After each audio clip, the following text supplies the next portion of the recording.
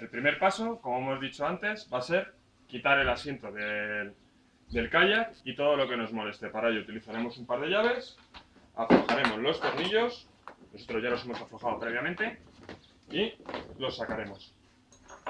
Los quitamos todos. ¿Vale?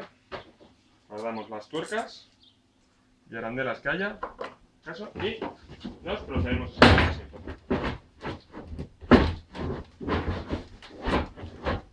¿Vale? Una forma de no perder las tuercas será ponerlas en la posición que tiene que ir en el asiento para no perder. Nada, también otra cosa muy importante es tener despejada la zona de trabajo y el suelo y hacerlo en un sitio donde todo lo que se nos caiga lo podamos encontrar, sobre todo por estos tornillos que luego serán muy difíciles de reponer.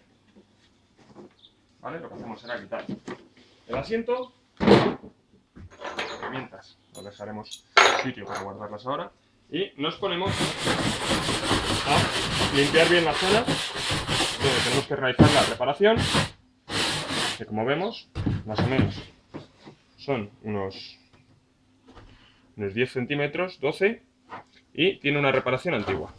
O sea, la vamos a mantener lo mejor que podamos y vemos que sigue estando, que está muy desgastado en efecto.